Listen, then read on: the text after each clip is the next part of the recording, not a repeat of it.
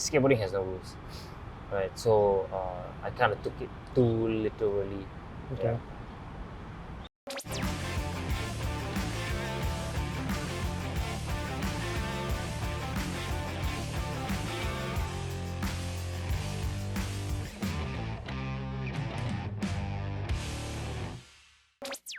Life is about balance.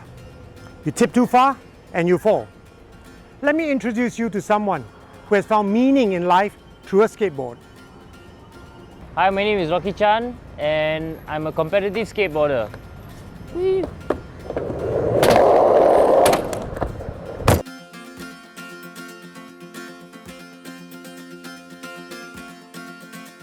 Okay, Rocky, can you tell me a bit more about your skateboarding?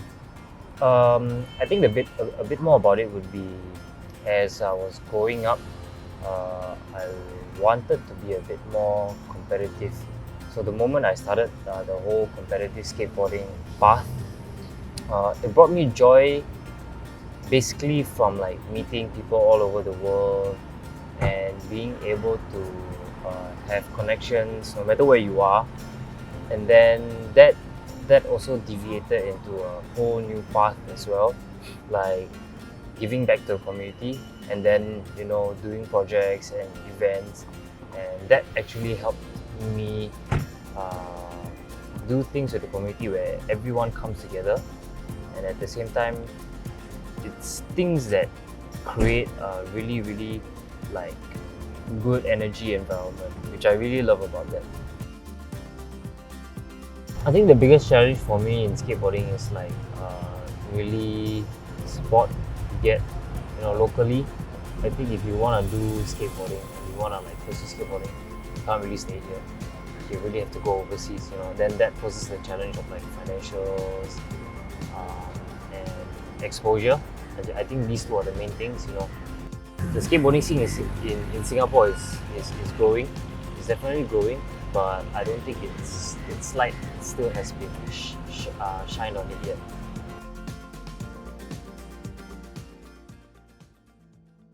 Skateboarding also has a darker side. I mean, if you're talking in terms about culture-wise, so culture-wise, of course, in the US, then there will be like references and relations to drugs.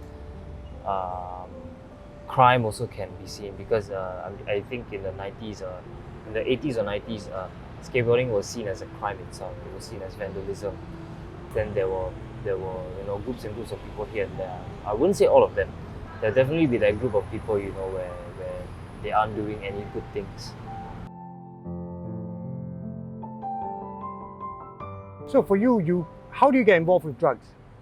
I think it stems from hanging out with a group of skaters, where definitely I was very curious about drugs, and one group of skaters which I used to hang out with, not say heavily, but like they were consistent with the use, and so that from there it sort of became a lifestyle, which at that point I really liked, because you were doing things for fun, and you really enjoyed every single bit of it.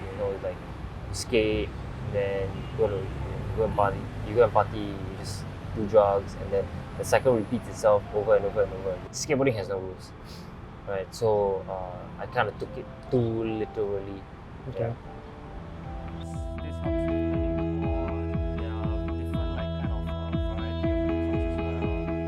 I think the most beautiful moment in skateboarding so far for me was when in 2017 they hosted Vans Park Series Asia Regional Championships in Singapore, and that was the one that opened my eyes to competitive skateboarding, which opened the entire door for me, and then it sort of laid out a path of where I actually wanted to go.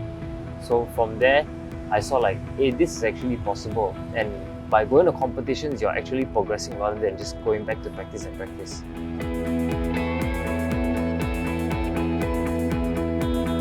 Currently, I'm still trying to work towards, like, of course, the Olympic dream. I'm trying to aim for 2028, if that's possible. Still a long way, which means I have to set myself up with the coming competitions that will qualify me for the qualifiers for Olympics. I will also be trying to go for X Games as well. So that requires a big amount of travel.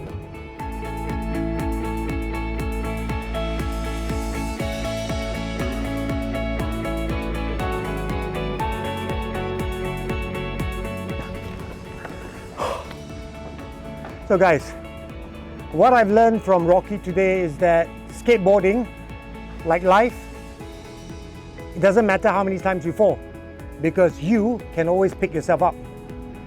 His dreams may be a lofty one, but hey, there's no ceiling to dreams, right? This is City Joe Bruce, affirming dreams for Singapore One.